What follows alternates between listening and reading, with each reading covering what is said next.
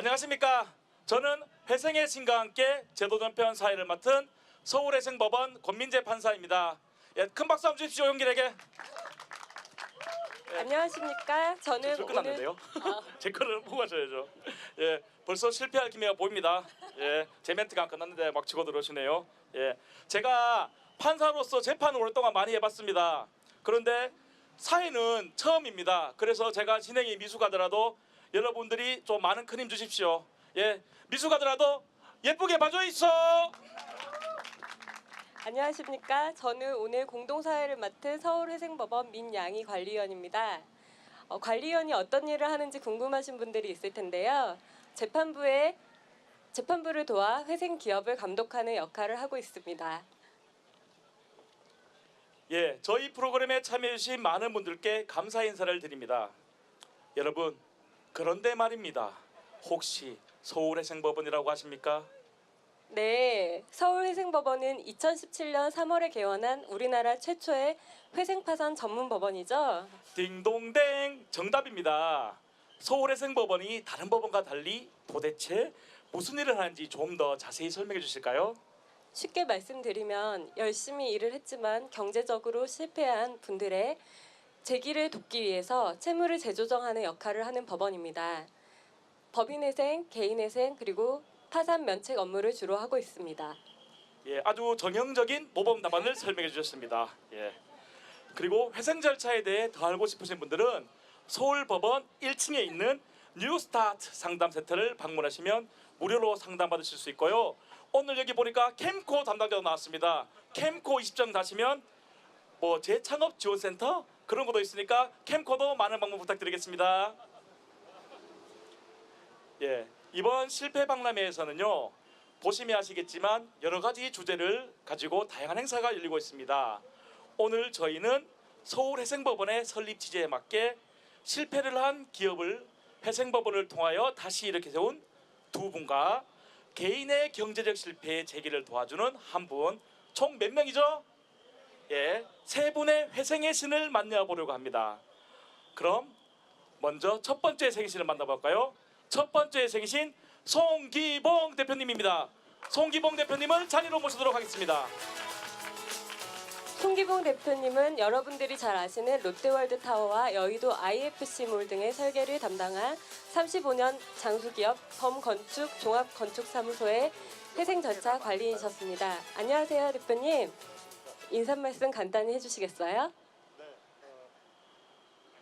뒤에 보시는 것처럼 롯데월드타워를 설계한 국내 유수의 설계 사무실임에도 불구하고 잠깐 방심하는 사이에 큰 어려움에 빠졌습니다. 그것을 회생법원의 도움을 받아서 1년 만에 완전히 종결하고 이제는 정상화된 그런 기업인데 오늘은 그 경험담을 좀 말씀드리도록 하겠습니다. 예, 그럼 지금부터 송기봉 대표님을 모시고 기업 회생 신청을 주저 말아야 할 5가지 유일한 주제의 강연을 청해 듣도록 하겠습니다. 송기봉 대표님 부탁드리겠습니다. 기업 회생, 예전에는 법정관리라고 불렀습니다. 대개 사람들은 법정관리라는 곳에 들어가면 큰일 난다 라는 생각들을 하십니다. 저도 마찬가지였습니다. 이 법정관리에 들어가면 완전히 망한 기업으로 낙인이 찍혀서 다시는 재기하지 못하는 그런 상태가 된다고 생각했기 때문에 저희 회사가 비록 어려움에도 불구하고 어떻게든 회생으로 가지 않고 자력으로 버텨보려고 애를 썼습니다. 지금 돌이켜보면 대단히 잘못된 판단이었습니다. 그때 버틸 것이 아니라 조금 더 일찍 들어갔어야 한다는 그런 진한 후회가 지금까지도 남아 있습니다. 지금 저처럼 그런 어려움들을 겪고 계신데도 기업 회생으로 가는 것이 두려워서 망설이고 계십니까? 망설일 이유가 전혀 없습니다. 오늘은 그래서 그런 분들을 위해서 기업 회생 신청을 주저하지 말아야 할, 망설이지 말아야 할 이유를 5가지로 정리해서 설명해 드리고자 합니다. 먼저 기업 회생이라는 것은 국가가 우리를 보호해 주는 제도입니다. 지금 어려운데 우리 채권자들이 계속 압류가 들어오고 추심이 들어오고 계십니까? 기업 회생 개시 결정이 떨어지면 포괄적 금지 명령을 통해서 그러한 추심 행위가 완전히 차단이 됩니다. 그러면 그런 그 차단된 상황에서 오롯이 회사 정상화에 자신의 역량을 집중할 수 있는 그런 시간이 주어지는 것이죠. 저희 회사도 마찬가지였습니다.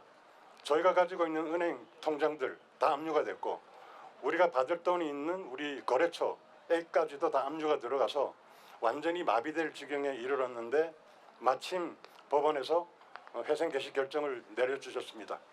외부의 그런 압박이 차단이 되니까 정상적으로 수금이 되고 그 수금된 돈은 빚 갚는 대로 빠져나가는 것이 아니라 오로지 회사 경영에만 사용할 수 있게 되니까 비록 그 일시적이긴 하지만 회사가 안정을 찾는 그런 시간이 주어졌던 것입니다. 그리고 우리 회사의 경우는 소위 인가전 M&A라는 제도를 통해서 그 회생기관을 꾸렸습니다. 그 내용에 의하면 그 M&A 자금으로 그 회생채권을 변제하고 나머지 그 회생채권을 변제하는 조건으로 성립이 됐는데 변제율이 4.9%였습니다. 바꿔 말하면 4.9%만 현금으로 상환하고 나머지 95%에 해당하는 금액은 출자 전환했다가 무상 초과감으로써 완전히 탕감을 받는 그런 과정을 거쳤습니다. 이런 과정을 통해서 저희 회사는 무려 200억 원에 가까운 그런 채권들을 완전히 면제받고 정상적인 회사로 돌아올 수 있었습니다. 물론 여기에는 5%도 안 되는 미미한 변제율임에도 불구하고 기꺼이 75%가 넘는 채권단들이 동의를 해주셨던 그 300여 채권자들의 희생이 뒤따랐음을 우리는 인식하고 있고 꾸준한 노력을 통해서 그분들에게 자기 희생을 감수하신 분들에게 조금이나마 계속 보답하는 노력을 앞으로 기울여 나가야 한다는 사실을 잊지 말아야 할 것입니다. 어찌됐건 이 기업회생 제도는 우리가 상당히 힘들 때 외부의 공격이 심할 때 국가가 우리를 보호해주는 제도이기 때문에 미룰 것이 아니라 더 하루라도 더 빨리 들어가는 것이 유리하다는 점을 말씀드립니다. 우리가 기업회생을 미루지 말아야 할 두 번째 이유는 세금과 임금, 밀린 세금과 밀린 임금이 쌓이기 전에 들어가라는 것입니다. 금융채무나 상거래 채무 같은 회생채무는 채권자 3분의 2의 동의를 받아서 인가를 받으면 조정이 됩니다. 예를 들어서 200억 원의 회생채권이 있는데 20%의 변제율로 인가를 받았다. 그러면 40억 원은 10년에 걸쳐서 분할 상환하고 나머지 160억 원은 면제가 되거나 출자 전환이 됩니다. 그런데 밀린 세금, 체불임금 이 부분은 한 푼도 감면이 되질 않습니다. 끝까지 갚아야 합니다. 그렇기 때문에 어쩌면 200억의 회생채권보다도 20억 원의 밀린 세금과 체불임금이 더 힘들 수도 있는 것입니다.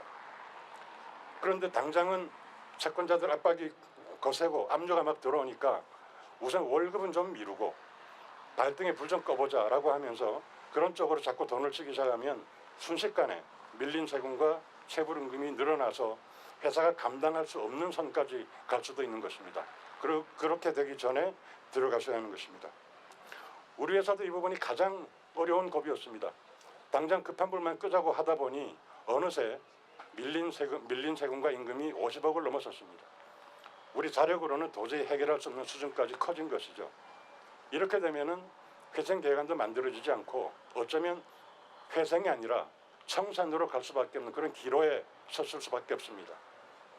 전 직원들, 임직원들을 모아놓고 간절하게 호소했습니다. 일단 회사를 좀 살려주십사. 그래서 어떻게든 회사가 살아남아서 보답할 테니 좀 감축을 해주십사 부탁을 했습니다. 감사하게도 전체 금액의 30%에 달하는 금액을 임직원들이 기꺼이 감축해 주셔서 겨우겨우 그 고비를 넘어갈 수 있었습니다. 지금도 이 부분이 가장 진하게 후회가 남는 부분인데 이렇게 세금, 체불임금이 쌓이기 전에 미리 들어가셔야만 훨씬 더 쉽게 통과할 수 있다는 점을 말씀드리겠습니다.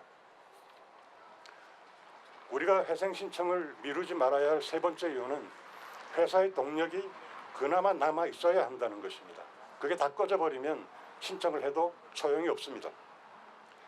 채권자들의 압류나 추심을 막자고 발등에 불을 끄자고 하다 보면 월급이 밀리죠.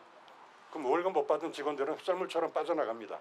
그럼 우리는 일을 하지 못하고 수금이 되지 않고 수금이 되지 않으면 돈이 없으니 아무것도 할 수 없는 상황에 이르게 됩니다. 이러면 회사의 동력이 완전히 꺼져버린 것이죠. 이때는 아무리 회생을 하려고 해도 할 수가 없습니다. 그러면 우리가 회생의 동력이라는 것은 뭐 어떤 것들이 있을까요? 회사는 수입이 있어야 매출이 생기고 또 매출을 일으켜야만 수입이 생깁니다. 그러려면 함께 일할 사람도 있어야 하고 또 기존에 우리가 가지고 있는 일감도 잘 마무리해서 수금을 해야 하고 또 새로운 일감도 계속해서 만들어내는 이런 것들이 바로 회생의 동력이 되는 것이죠. 우리 회사도 회생 개시 결정이 나는 즉시 이런 그나마 남아있는 동력을 유지하기 위해서 몇 가지 긴급한 조처들을 취했습니다. 제일 먼저가 사람의 확보입니다. 설계사무소는 사람이 자산입니다. 사람이 없으면 바로 문을 닫는 그런 구조가 되어 있죠. 전 임직원들을 한 자리에 모이게 한 다음에 반드시 우리가 회생할 때니까 회사를 떠나지 말고 함께 좀 일해달라, 함께 하자라는 그런 호소를 드렸습니다. 모두가 다 남은 건 아니지만 3분의 2가 넘는 직원들이 자기 희생을 감수하고 함께 해주셔서 그런 사람 자원이라는 그런 자원을 유지할 수가 있었습니다. 그 다음에 회생 동력으로 우리가 확보할 것이 일감입니다. 기존에 우리에게 일을 주신 건축주들을 다 찾아뵙습니다. 우리가 비록 회생에 들어갔지만 끝까지 마무리할 테니까 제발 계약 파기만은 하지 말아 주십사. 간곡하게 부탁을 드렸고 우리를 제발 좀 믿어줍사 간곡하게 호소했습니다. 감사하게도 그 회생 절차를 겪는 동안에 계약 파기는 한 건도 발생하지 않았습니다. 또 새로운 일감을 계속 만들어야 하는데 우리 처지를 잘 아시는 그런 기존의 우리 건축주들께서도 회생 잘 하라고 하면서 회생 절차 중인 회사에 또 다른 일감들을 계속 주셨습니다. 그런 것들이 참으로 큰 격려가 됐습니다. 그리고 당신네들이 회생 절차 진행 중이라도 그 국가 공공사업에는 얼마든지 참여할 자격이 있으니 망설이지 말고 입찰에 참여하라라고 문호를 열어주신 우리 공기관들도 우리에게 큰 힘이 되었습니다. 그 다음으로 우리가 해야 될 것은 그 많은 피해를 꾀대신 채권단들의 동의를 구하는 것이었습니다. 처음에는 죄송하다는 말씀을 드리러 찾아가도 만나주지도 않았습니다. 그러나 계속해서 재방문, 설득, 재방문을 통해서 결국에는 75%에 넘는 동의를 얻는 그런 결과가 도출되었습니다.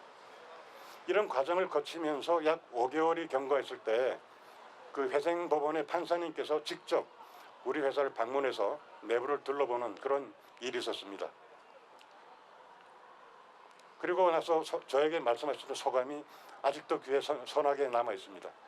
보통 회생 중인 회사를 찾아가 보면 직원들이 없고 텅 비어 있고 분위기는 완전히 썰렁하다. 그런데 이 회사는 회생 중인 회사가 맞나 싶게 분위기도 활발하고 직원들도 살아있다. 그런 말씀을 하셨습니다. 이건 바꿔 말하면 이 회사는 아직 회생 동력이 남아있네. 한번 해볼 만하다. 그런 확인이 아니었을까 생각이 됩니다. 이러한 동력이 남아있어야만 회생이 가능한 겁니다. 그거 다 소진된 다음에 들어가지 마십시오. 우리가 기업 회생 신청을 미루지 말아야 할 중요한 이유가 되는 것입니다. 기업 회생을 미루지 말아야 할 네 번째 이유는 내가 한 실패를 나 혼자 분석하면 또 실패하기 때문입니다. 대개 우리 실패 사례들을 살펴보면 남이 한 실패에 대해서는 나름대로 객관적인 분석을 통해서 어떤 자기에게 밑거름이 됩니다. 그런데 내가 한 실패에 대해서는 남 탓으로 돌리면서 보다 정확한 진단과 피드백을 하지 않는 경향이 있습니다. 나 혼자 생각만으로, 나 혼자의 주관으로 나를 분석하면 또다시 실패할 확률이 커지는 이유가 되기도 하죠. 기업회생 제도는 재판부뿐만 아니라 관리위원, 조사위원, 법률 대리인 그리고 CRO라고 부르는 구조전형 임원까지 전문가 집단이 함께 우리의 문제를 살펴보고 들여다보는 제도입니다. 나는 보고 싶은 것만 보는데 그분들은 내가 외면하고 싶은 것까지도 다 아프게 살펴보고 진단하고 처방을 내리기 때문에 보다 더 객관적인 정확한 도움을 받을 수가 있는 것입니다. 이러한 도움을 주는 제도가 있는데 그걸 우리가 계속 미루고 마다할 이유가 어디 있겠습니까? 회생 신청을 미루지 말아야 할 마지막 이유. 비난과 원망보다도 격려와 희망, 응원이 더 크게 돌아온다는 것입니다. 사실 이거는 저도 이번에 처음 알게 된 사실이긴 합니다만, 처음에 제가 회생 신청을 생각할 무렵에 가장 두려웠던 것은 그동안 우리와 거래해 오던 300여 거래처들로부터 돌아올 그 엄청난 비난과 원망이 가장 두려웠습니다. 실제로 그 회생 초기에는 감당하기 어려운 비난을 들었습니다. 찾아가도 만나주지도 않았고, 또 그렇게 가까이 지내던 저한테 배신감을 느낀다라고 말씀들을 하실 때는 참으로 고통스럽습니다. 그런데 이게 조금씩 시간이 지나면서 변화가 생겼습니다.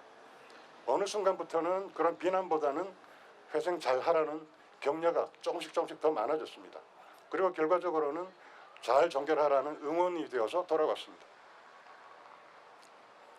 그 덕분에 관리인 집회가 열리기 전에 이미 우리에게 써주신 위임장만으로도 전체 채권단 3분의 2 가결 정족수를 넘어서는 그런 놀라운 감사한 결과를 얻을 수가 있었습니다. 혹시 지금 어려우신데 기업 회생을 고려 중이신데 이런 비난과 원망이 두려워서 망설이십니까? 망설일 이유가 없습니다. 들어가십시오. 격려와 응원이 훨씬 더 클 것입니다. 이제 마무리를 할까요? 분명히 실패는 두렵습니다. 특히 우리나라 같은 경우는 한 번 실패하면 재기불능의 치명상을 입습니다. 그게 현실입니다. 그러나 그 기업 회생은 창업과는 좀 다르죠. 창업은 내가 앞으로 성공에 이를지 또는 실패에 이를지 아직 알지 못합니다. 반면에 기업 회생은 이미 실패한 회사를 대상으로 하는 제도입니다. 경영난이 심각해서 회생까지 고려한다 그러면 이미 그 회사는 실패한 회사라고 봐야 합니다.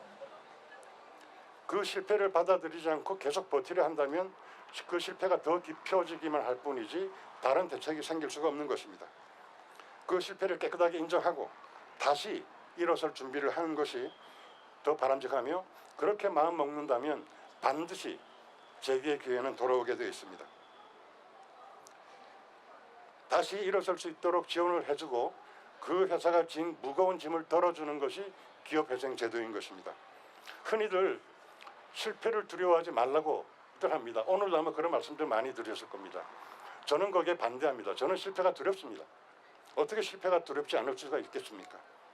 실패는 분명히 두려운 일입니다. 하지만 이미 실패한 회사라면 이미 실패했으니까 더 두려울 일이 없습니다. 그냥 주저앉지 말고 다시 포기하지 말고 재도전하십시오. 회생법원에 도움을 요청하십시오. 나 혼자 힘으로는 일어서기 어려울지 몰라도 회생법원과 함께라면 다시 일어설 수 있습니다. 주저하지 마십시오. 회생법원과 함께 재도전하십시오. 감사합니다.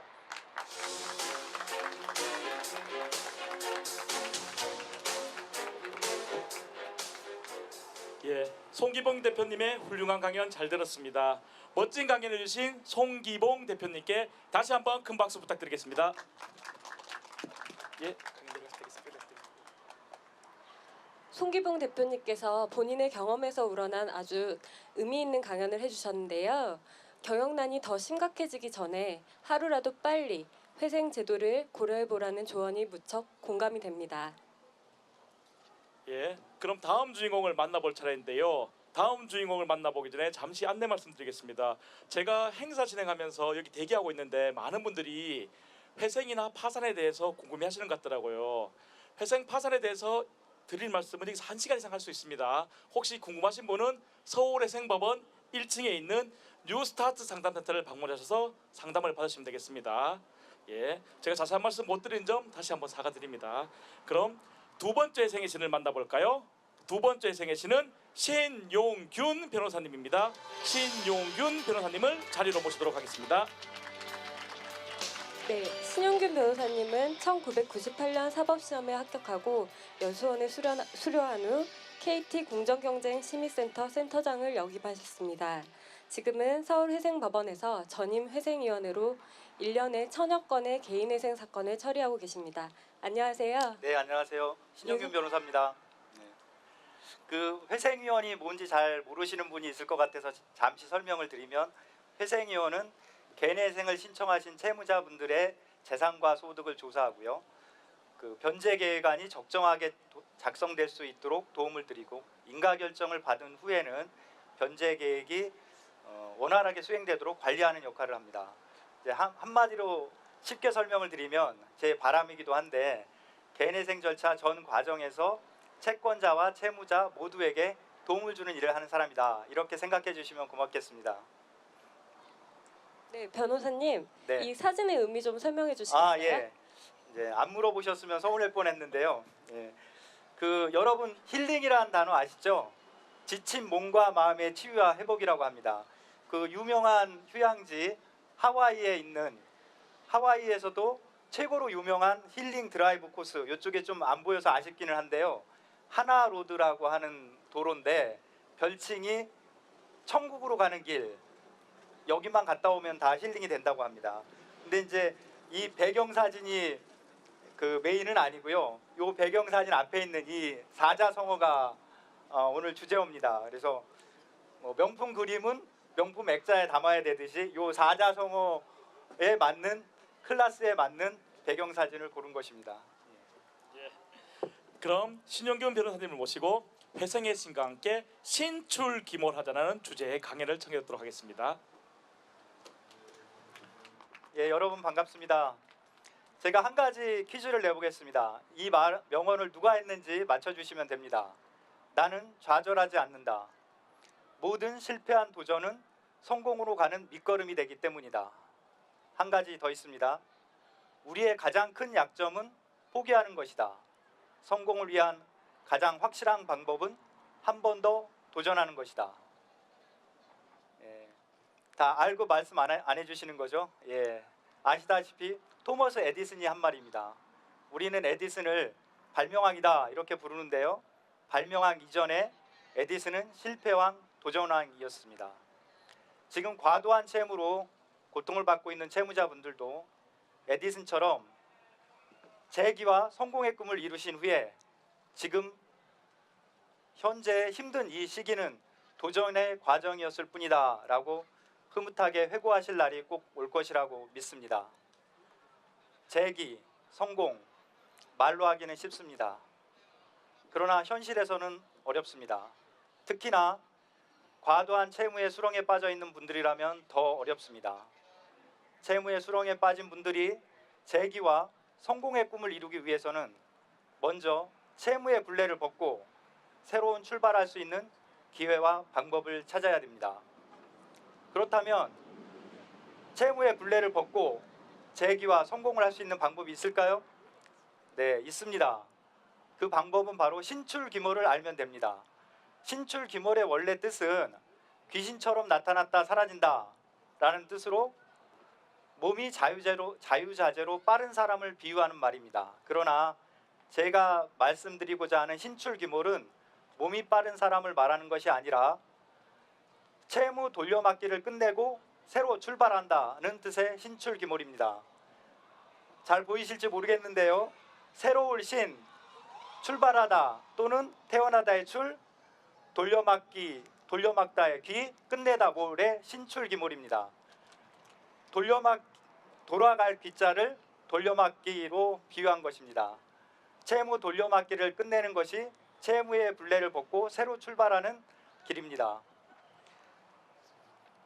채무 돌려막기는 신용카드 돌려막기에서 시작하죠, 보통. 그러다가 대환대출 돌려막기로 진화합니다.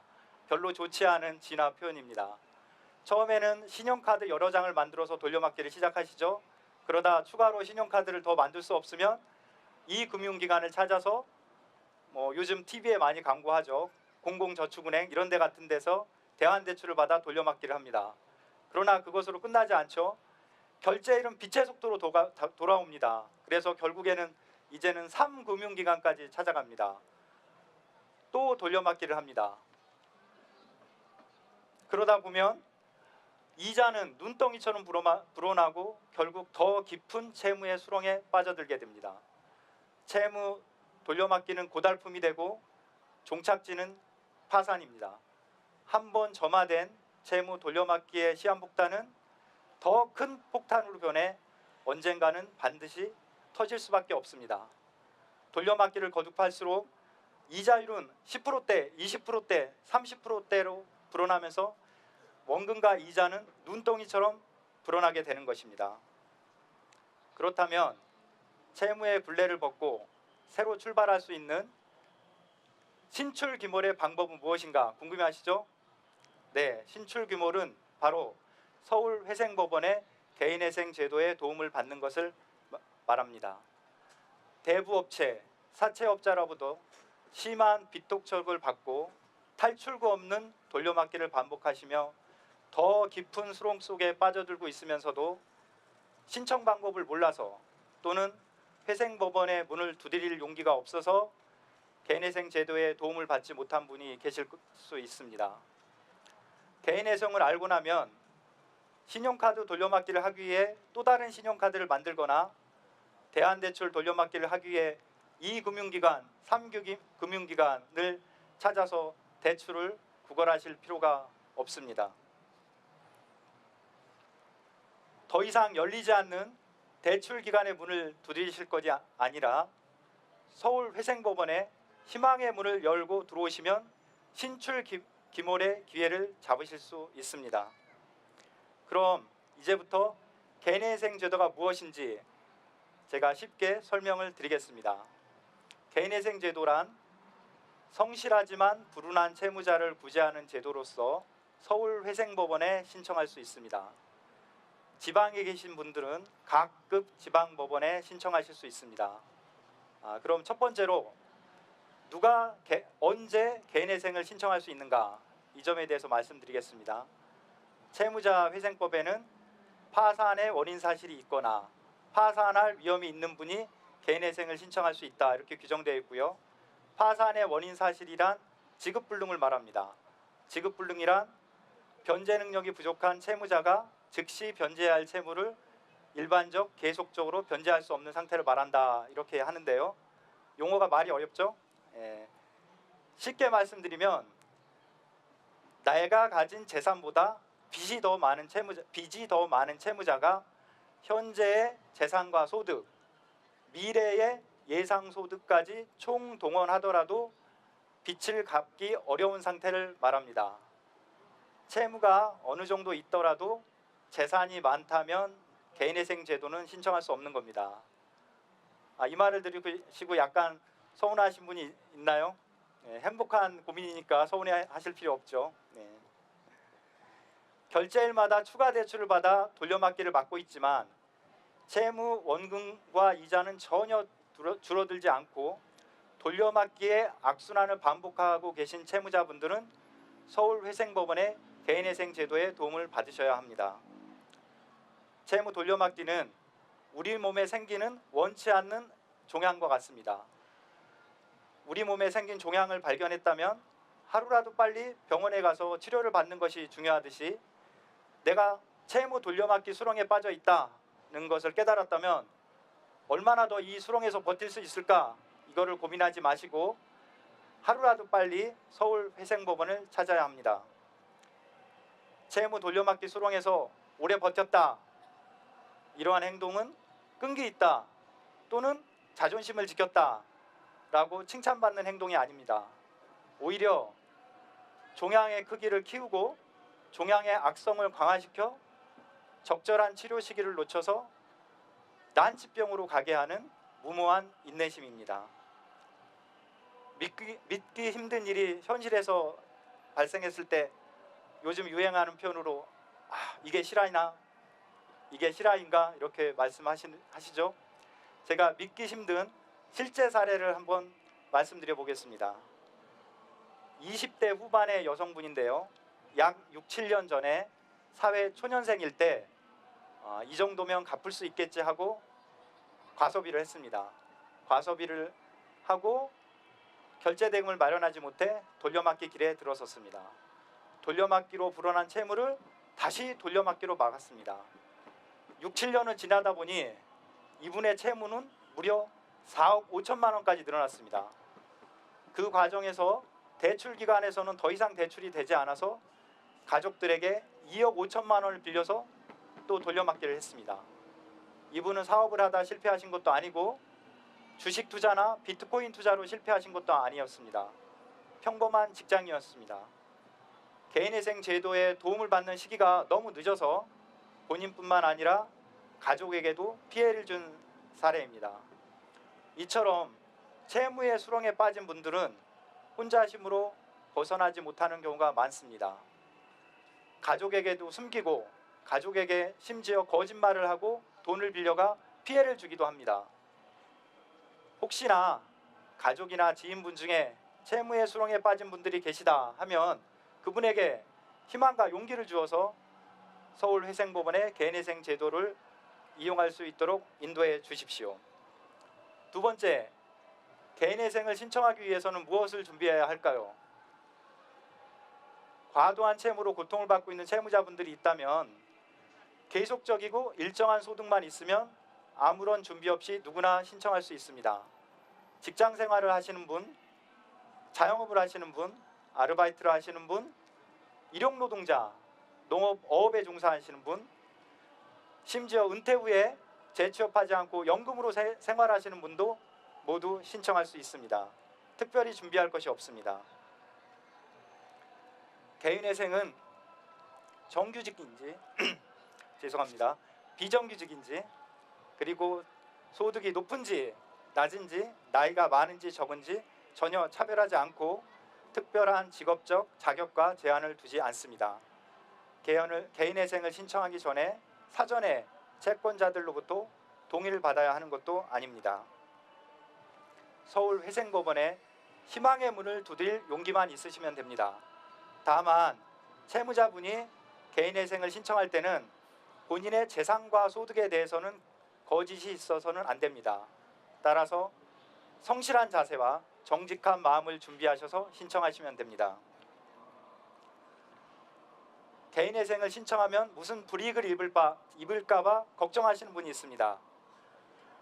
신용불량자로 등재돼서 영원히 은행 거래를 못하게 된다든가 또는 내가 빚을 갚지 않으면 그 빚이 나의 가족에게 전가돼서 가족이 대신 갚아야 돼서 가족에 피해를 준다.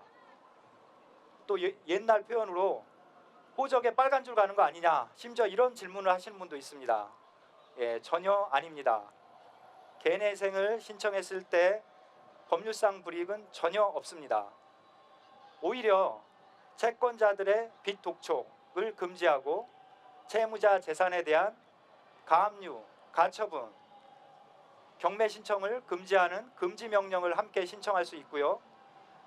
월급에 압류 추심이 들어온 경우에는 압류 추심을 중지하는 중지 명령도 신청할 수 있어서 당장 발등에 떨어진 불도 꺼주는 부수적 혜택도 있습니다. 이제부터 개인회생 신청에 따른 불이익에 대한 막연한 불안감은 모두 떨쳐버리셔도 됩니다. 그렇다면 내가 개인회생을 신청했을 때 총 채무의 몇 프로를 갚아야 되느냐 궁금하시죠? 흔히들 오해하시는데 개인회생을 신청했을 때 일정 금액 이상 또는 일정 비율 이상의 변제율이 나와야 된다 하는 원칙은 없습니다. 소득이 높다고 해서 변제 비율을 높여야 되는 것도 아니고 소득이 낮으신 분이 일정한 변제율을 맞추기 위해서 생계비를 낮추고 무리한 변제 계획을 작성하는 그런 원칙은 전혀 없습니다. 아까도 말씀드렸는데요. 내가 가진 재산보다 3년 또는 5년의 변제 기간 동안 변제하는 총액이 많으면 됩니다. 이 원칙을 청산가치 보장의 원칙이라고 하는데요. 청산가치 보장의 원칙만 지켜진다면 얼마를 변제하는지는 나의 소득과 생계비에 비례해서 결정되는 것이지 얼마 이상을 변제해야 된다는 원칙은 없습니다. 또 청산가치를 산정할 때 채무의 수렁에 빠진 분들은 대부분 이제 임대주택에 거주하시는 분이 많은데요. 임대주택에 거주하는 소액 보증금의 일정액은 청산가치를 산정할 때 공제해 줍니다. 서울을 예를 들면 5천만 원의 임대주택에 거주하신다고 하면 3,400만 원을 공제하고 1,600만 원만 청산가치로 산정합니다. 채무자가 받는 명목소득에서 세금, 4대 보험을 공제하고 가용소득을 산정하는데, 가용소득이란 채무자가 실제로 손에 쥐고 쓸 수 있는 소득을 말합니다. 이 가용소득에서 다시 가족 구성원 수에 비례해서 일정한 생계비를 공제하고, 그래도 남는 금액으로 3년간 36개월 동안 변제하는 것이 원칙입니다.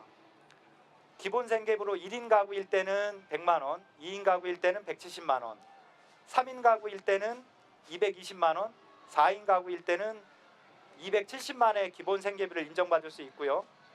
내가 병에 걸렸거나 특별한 사정이 있으면 추가 생계비도 더 인정받을 수 있습니다.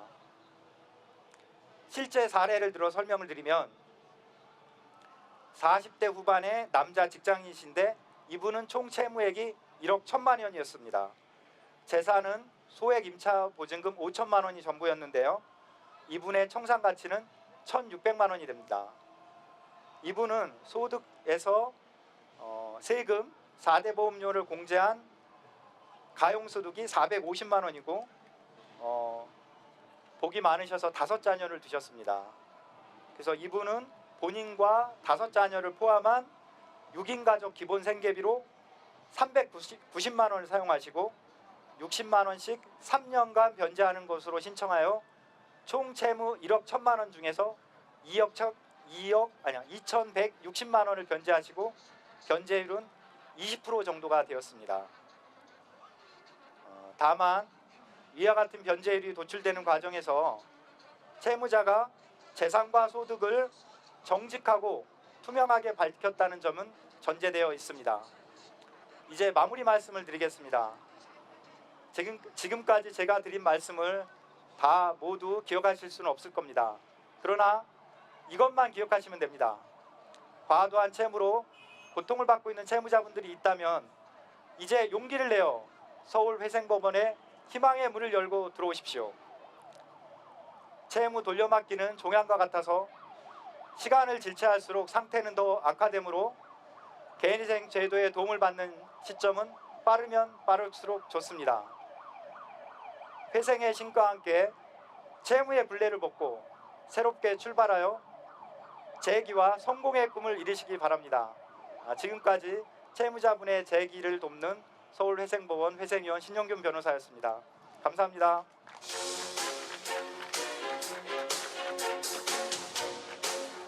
예, 신용균 변호사님의 강연 잘 들었습니다.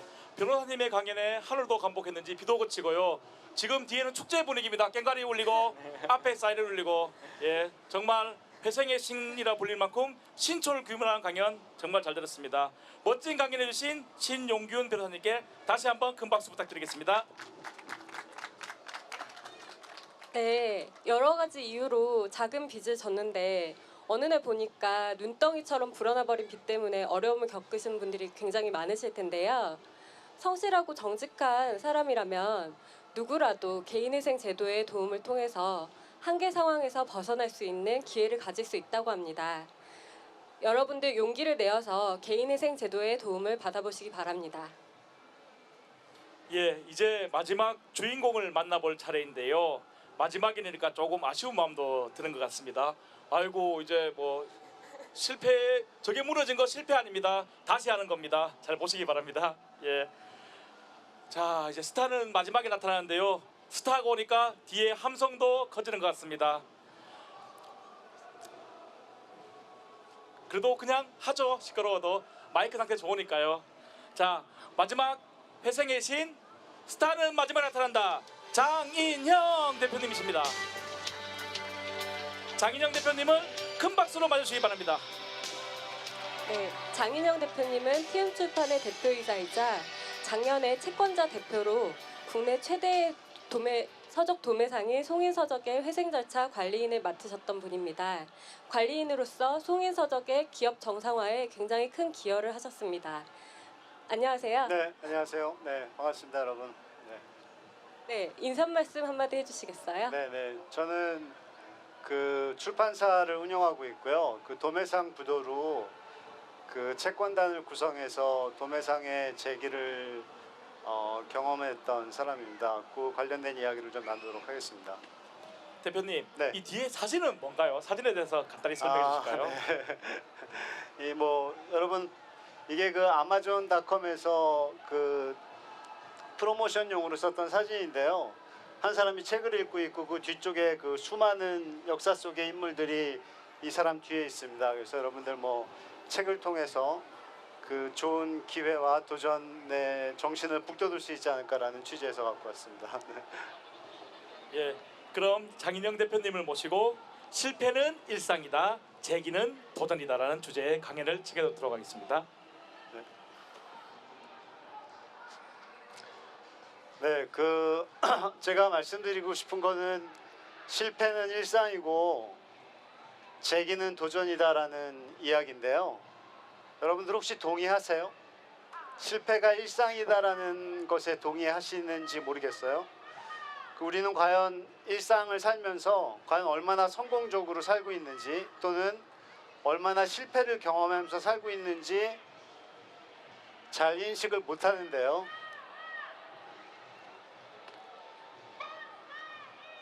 네. 이것도 제가 의도하지 않은 거긴 한데, 네. 먼저 그 실패가 뭔지 한번 생각을 해보죠. 저 뒤에 보다 보니까 실패란 실력과 패기의 줄임말이라고 써 있는데요. 뭐 사람마다 각기 다른 여러 가지 실패에 대한 정의를 가질 수 있을 겁니다. 제가 뭐 이해하기로는 잘 들리세요? 네, 제가 이해하기로는 실패는 내가 계획했던 일을 잘하지 못한 거를 우리가 실패라고 이야기를 합니다. 그러면은 뭐 사업적으로나 우리가 일상에서나 실패는 굉장히 일상처럼 경험하고 있는 그런 일들이에요. 저만 해도 자기 전이면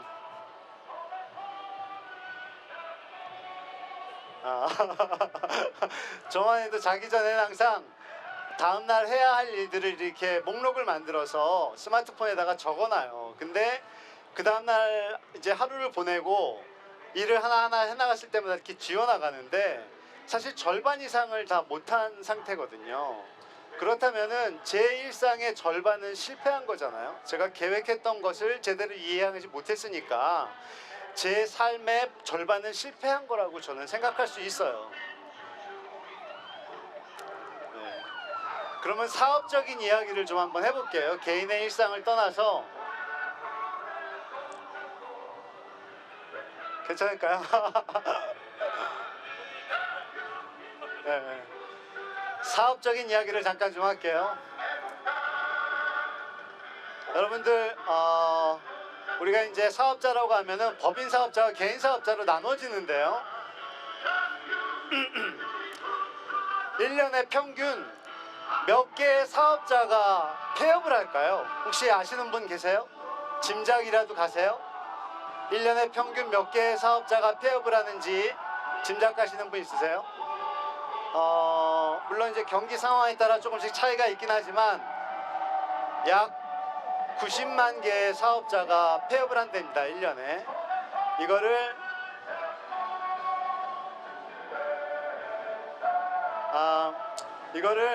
네. 서치야 좀 쉬었다. 여러분 죄송한데요, 잠깐만 쉬었다 할게요. 여러분 음악도 들으시고 목소리도 들으시고 잠시만 힐링하시고 계시기 바랍니다. 죄송합니다. 잠깐 쉬었다 하시죠. 네.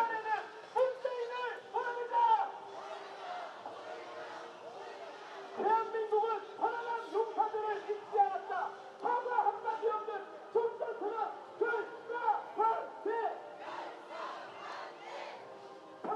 여러분 뭐 회생 절차에 대해서 잘 아시나요? 잘 모르세요? 우리가 빚을 탕감하는 게 쉽게 뭐 회생 절차, 파산 절차인데요. 크게 두 개로 나눌 수 있습니다. 회생이란 자기가 일정한 돈을 모아서 갚는 걸 말하는 거죠. 그래서 일정한 소득이 있어야지만이 이제 이렇게 채무 제조령을 받을 수 있는 제도이고요.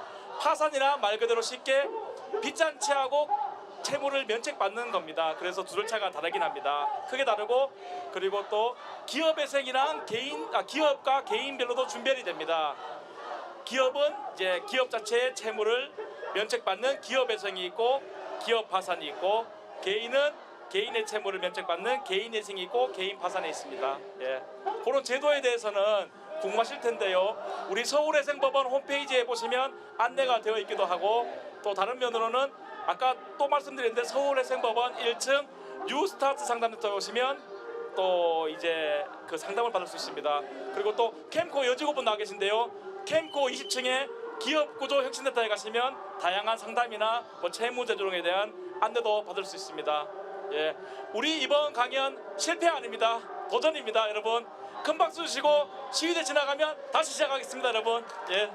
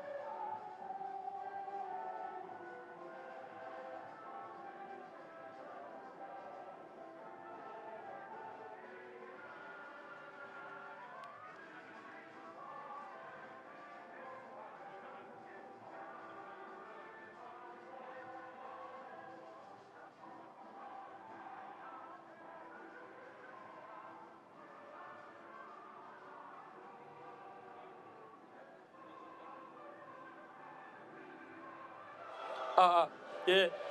이제 스피커가 좀 멀어졌으니까 시작할게요. 저도 20년 만에 군가를 들어보네요. 뭐 깊은 산 높은 골 뭐 이런 군가 들어봤는데요. 이제 멀어졌으니까 다시 이어서 하겠습니다. 장인영 대표님을 다시 자리로 모시겠습니다. 예. 네. 저게 이렇게 돈다고 하는데요. 빨리 진행하겠습니다. 제가 전에 말씀드린 게 총 사업자 중에서 1년에 90만 개 사업자가 폐업을 한다고 했잖아요. 이걸 그 비율로 보면은 약 70에서 80%의 사업자가 폐업을 하는 거라고 그러더라고요. 그러니까 10개의 사업자가 새로 생기고 7, 8개의 사업자가 매년 폐업을 하거나 부도를 하거나 이렇게 없어지는 거죠. 사실 출판계도 이거 비슷한 형상인데요. 여러분들 국내 출판사가 몇 개, 출판업으로 등록되어 있는 회사가 몇 개나 되어 있는지 아세요? 무려 5만 개예요. 5만 개의 출판사가 등록되어 있는데 여기서 1년에 5종 이상씩 꾸준히 책을 내는 출판사는 3,000에서 5,000 개에 불과해요. 다른 회사들은, 다른 출판사들은 다 그냥 문을 닫거나 말도 안 하고 그냥 폐업 처리한 그런 출판사들입니다. 그래서 이렇게 그 실패가 우리가 일상이다라는 것을 강조하기 위해서 뭐 통계나 개인적인 얘기를 나누는데요. 저는 사실 개인적으로 실패를 아싸라고 정의를 하는데요. 그 이유가 제 후배의 아이가 4살짜리 남자애가 있는데요. 이 친구가 이 컴퓨터 게임을 되게 좋아해요. 그래서 컴퓨터 게임을 막 하다가 이제 죽잖아요. 지면은 페일이라고 딱 뜨죠. 그러면 꼬마가 아싸 그런데요. 그래서 아빠가 보다가 야, 너 왜 페일이라고 나왔는데 너 저 무슨 뜻인지 알아? 그러니까 꼬마가 하는 말이 다시 하는 거 이렇게 얘기하더래요.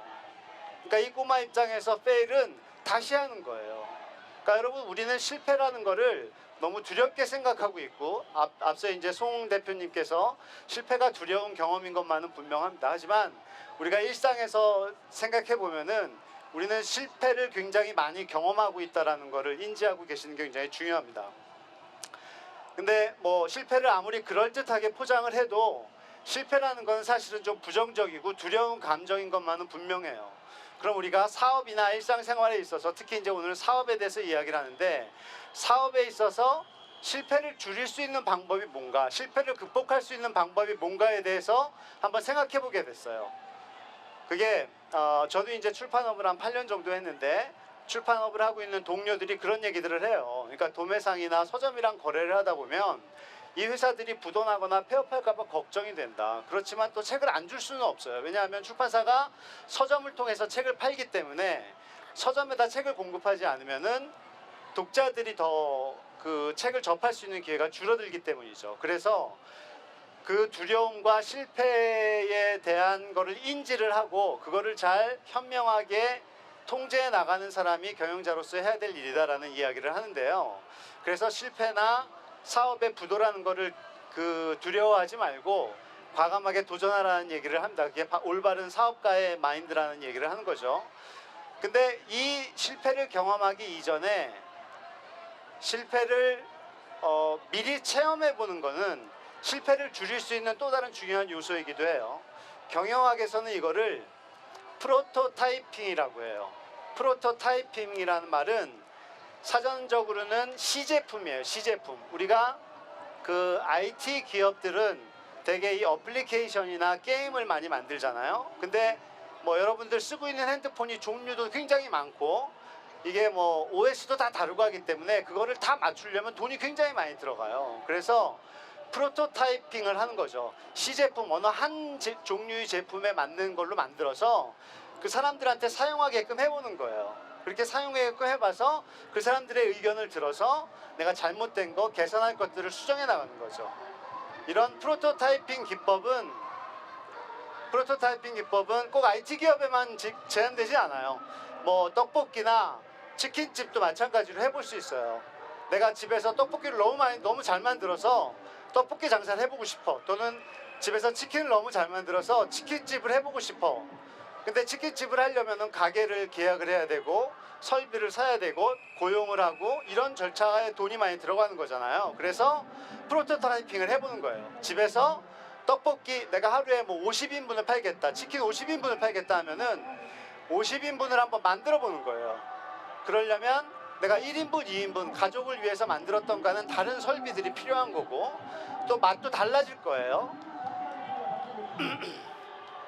목소리가 자꾸 커지니까 맛도 달라질 거예요. 그래서 그렇게 프로토타이핑을 해서 그 지인들한테 먹여보면 안 돼요. 잘 모르는 사람들한테 직접 시장에 나가서 지나가는 사람들한테 나눠주면서 시식도 시켜보고 그러면서 그 사람들의 의견을 듣는 거죠. 맛에 대한 평가도 듣고 또 그렇게 만들어 나가는 과정에서 우리가 서비스나 준비하는 그런 그 어떤 통찰을 얻을 수도 있어요. 이렇게 하면은 실패를 줄일 수 있다는 거죠. 책도 비슷합니다. 출판사 같은 경우도 책을 한 권 만들면은 약 2,000부 정도를 초판을 인쇄를 하는데 2,000부 인쇄하는데 돈이 많이 들어요. 책을 2,000부 인쇄할 때 나무가 몇 그루 필요한지 아세요? 43그루의 나무를 베요. 그 펄프를 갖고 책을 만드는데 2,000부를 만들었을 때 어떤 책은 뭐 더 잘 팔려갖고 또 4,000부, 5,000부씩 팔기도 하지만 어떤 책은 막 250부, 500부도 못 파는 책들도 많아요. 이렇게 되면은 뭐 출판사 개인적으로도 손해지만 사회적으로도 큰 손실이잖아요. 그래서 미리 이제 프로토타이핑을 해요. 표지를 만들어보고 제목을 정해서 표지를 만들고 원고를 갖고 그 독자나 평가단들한테 돌려갖고 그 의견을 들어보는 거죠. 그래서 이런 작업을 하면은 실수를 줄일 수 있다는 거예요. 그렇지만 이런 준비를 통한다 하더라도 사실은 실패의 위험이 제로가 되는 건 아니에요. 아까 말씀드린 것처럼 70-80%의 폐업하는 사업자들이 물론 이런 프로토타이핑이라든가 여러 가지 철저한 준비를 했는지 안 했는지는 확인할 길은 없어요. 그렇지만 그렇게 한다 하더라도 우리가 사업을 할 때 되게 운 7, 기 3이라고 해요. 운이 70%고 기운이 30%인 거예요.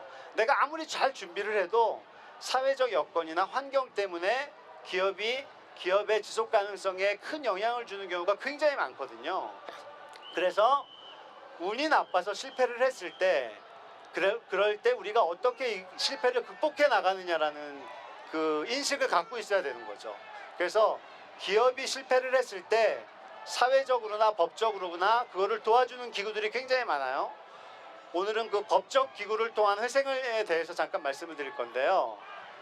제가 출판사 대표로 있을 때 작년 2017년 1월 2일이었어요.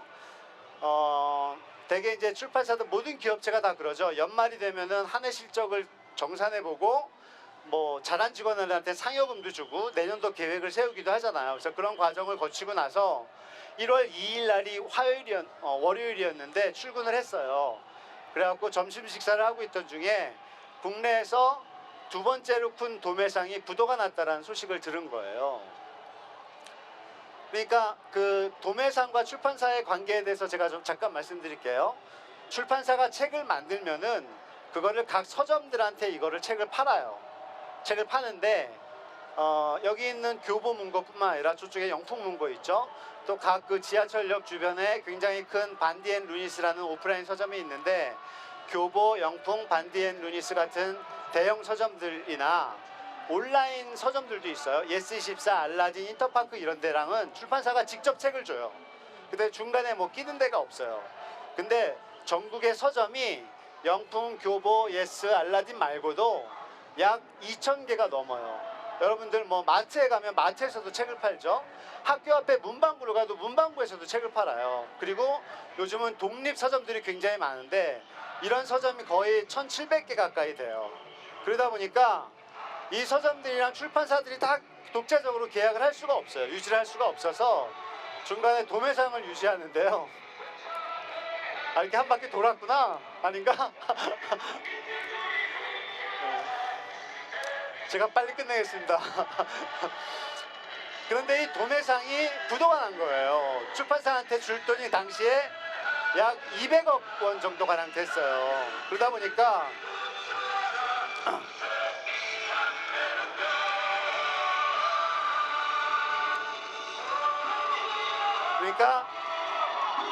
출판사들이 약 3천여 개 출판사들이 200억 원의 돈을 띄게 된 거예요. 근데 이런 그 부도의 경험은 출판계에 오랫동안 계속돼 왔는데 조금만 쉬었다 할게요.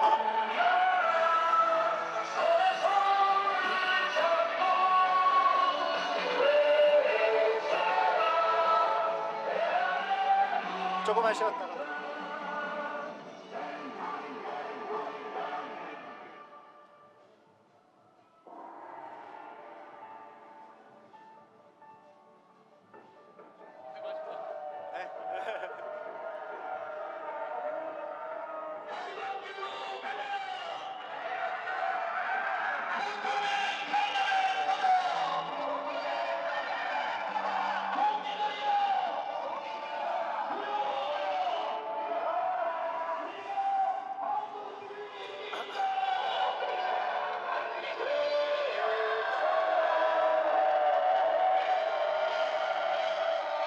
네, 시작할게요.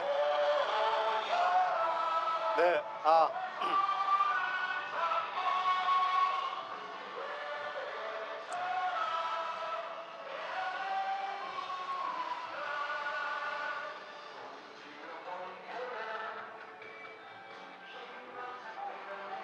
제가 오늘 그 날씨도 좋고 이렇게 관객들이 많으면은 책 선물도 좀 준비하고 그랬는데 오늘 그럴 여건이 안 돼서 죄송합니다. 그래서 이제 그 도매상이 부도가 나서 약 3,000개에 이르는 출판사들이 200억 넘게 이제 띄어먹히게 된 거죠. 근데 출판사들이 이런 경험이 좀 있었어요. 과거에도. 크고 작은 서점들이 계속 망하고 생기고 그랬거든요. 그럴 때마다 출판사는 굉장히 무기력하게 그냥 지켜볼 수밖에 없었어요. 제일 크게는 1997년 IMF 때 전국 도매상 3개가 부도가 난 거예요. 넘버 1, 2, 3위가 다 부도가 났어요. IMF 때. 그때 띄어먹힌 돈이 수백억에 이뤘는데 그때도 아무것도 못했어요. 그냥 도매상에 창고에 가갖고 자기네 책 몇 개 갖고 오는 것밖에 할 수가 없었거든요. 그래서 이번에는 출판사들이 좀 힘을 모아서 이런 뭐 법적, 사회적 기구를 통해서 이걸 좀 극복해보자라는 그런 데 취지를 모았었고요. 그래서 3천여 출판사가 함께 모여서 처음에 이제 그 도매상 부도의 회생을 위해서 노력한 게 금융권에서 제시하는 워크아웃이었었어요. 근데 워크아웃 조건이 일부가 있었는데 그게 이제 무산이 된 거예요. 금융권에서 그 반대해서. 그래서 두 번째 법적 기구인 회생법원을 통해서 우리가 재기의 기회를 마련하게 됐고요.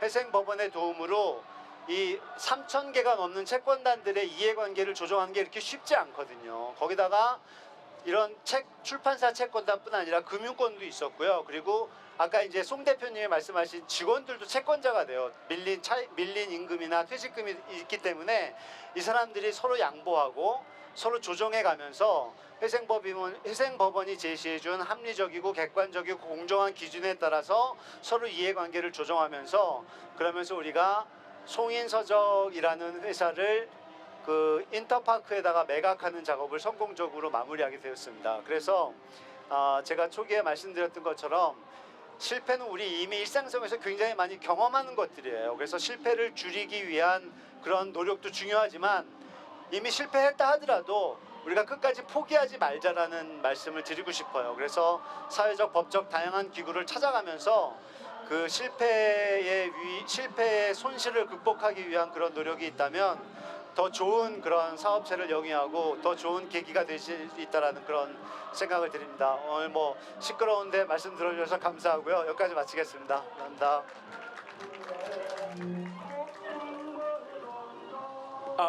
예. 그 야구 보다 보면 비가 오면 우천 중단이라는 게 있는데요. 저희는 사상 최초로 실패 박람회를 축하하면서 강연 중단을 2차례 했었습니다. 예. 이런 악조건 속에서도 좋은 강연해 주신 장인영 대표님께 다시 한번 큰 박수 부탁드리겠습니다. 예. 감사합니다. 장인영 대표님은 다른 회사의 부도로 본인의 회사가 부도 위험에 처했을 때 회생 제도를 통해서 그 위기를 극복한 경험에 대해서 말씀해 주셨습니다.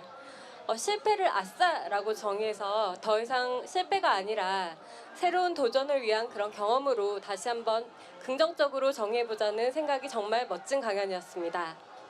여러분 아쉬우십니까? 예. 아쉽지만 오늘 저희가 준비한 강연은 여기까지입니다. 나름대로 준비는 많이 하고 오랫동안 연습도 하고 했는데요. 저희가 회생의 신이지 강연의 신이나 진행의 신은 아니라 다소 미숙한 점이 있었으면 너그러이 용서해 주시면 감사하겠습니다.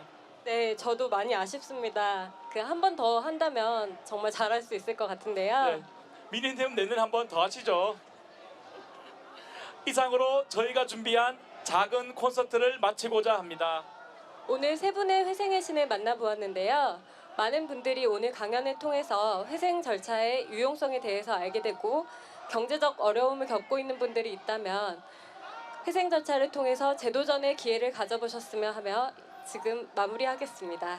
예, 오늘 멋진 강연해 주신 회생의 신 세 분도 모두 올라오시죠. 이제 첫 번째 회생의 신 송기봉 대표님이십니다. 예. 두 번째 회생의 신 신용균 변호사님이십니다. 세 번째 회생의 신 장인영 대표님이십니다. 예, 이제 진짜 마지막 인사를 드리겠습니다.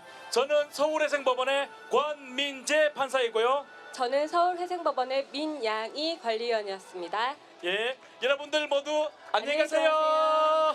예, 고생하셨습니다. 예.